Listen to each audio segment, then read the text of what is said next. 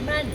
ఎందుకంటే ప్రజలకు అక్కడ ఇబ్బందికరమైన పరిస్థితులు వస్తూ ఉన్నాయి, చాలా యాక్సిడెంట్స్ జరుగుతూ ఉన్నాయి, ప్రమాదాలకు గురై చాలామంది మరి చనిపోతూ ఉన్నారు, మేజర్ యాక్సిడెంట్స్ అవుతూ ఉన్నాయి. ఒకరోజు 5-6 యాక్సిడెంట్లు కూడా జరిగిన సంఘటనలు ఉన్నాయి.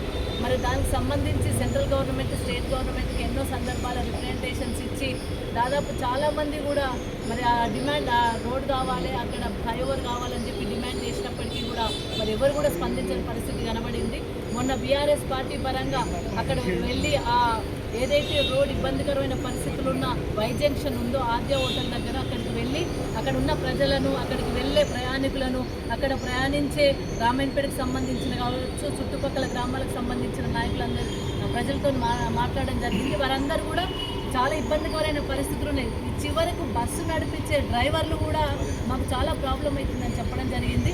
మరి ఇలాంటి యాక్సిడెంట్ ప్రోన్ ఏరియా ఉన్నప్పటికీ కూడా మరి ప్రభుత్వాలు స్పందించకపోతే ఎట్లా అని బీఆర్ఎస్ పార్టీ ఒక ప్రోగ్రాం తీసుకొని కలెక్టర్ గారికి ఒక రిప్రజెంటేషన్ ఇచ్చి, ఆ కలెక్టర్ గారికే కాకుండా ఎవరైతే నేషనల్ హైవే అథారిటీస్ ఆర్ఓ గారు ఉంటారో మన రాష్ట్రానికి సంబంధించిన అధికారికి కూడా ఈరోజు ఒక రిప్రజెంటేషన్ ఇవ్వడం జరిగింది.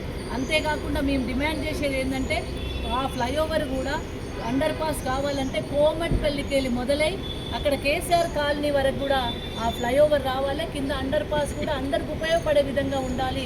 దాదాపు 1 కిలోమీటర్ ఫ్లైఓవర్ కావాలని చెప్పేసి కూడా డిమాండ్ చేయడం జరిగింది. దానికి అనుకూలంగా కూడా డిపిఆర్లు తయారు చేయాలని చెప్పేసి కూడా చెప్పడం జరిగింది. అంటే సెంట్రల్ గవర్నమెంట్ ఆల్రెడీ ఇప్పటికే బ్లాక్ స్పాట్గా డిసైడ్ చేసినప్పటికీ కూడా, బ్లాక్ స్పాట్ అయినప్పటికీ కూడా మరి ఫ్లైఓవర్ మంజూరు కాని పరిస్థితి కనబడుతూ ఉంది. అందుకే ఇప్పుడు బ్లాక్ స్పాట్లో ఫ్లైఓవర్ మంజూరయ్యే పరిస్థితులు ఉన్నాయి కాబట్టి దాన్ని 1 కిలోమీటర్ వరకు ఎక్స్టెన్షన్ ఇవ్వమని చెప్పడం జరిగింది. అంతేకాకుండా ఆ డిపిఆర్లలో కూడా చిన్న చిన్న మార్పులు చేర్పులు చేయమని కూడా చెప్పడం జరిగింది. అది రామాయణపేట వెళ్ళే వారికి కానీ, కోమట్పల్లి వెళ్ళే వారికి కానీ, కేసీఆర్ కాలనీకి వెళ్ళే వాళ్ళకి కానీ, స్కూల్స్కి వెళ్ళే వాళ్ళకి కానీ ఎక్కడ కూడా ఎవరికి ఎటువంటి ఇబ్బంది లేకుండా సాఫీగా వెళ్ళే మార్గాన్ని మరి సూచించడం జరిగింది. మరి అధికారులు కూడా దాన్ని యాక్సెప్ట్ చేయడం జరిగింది.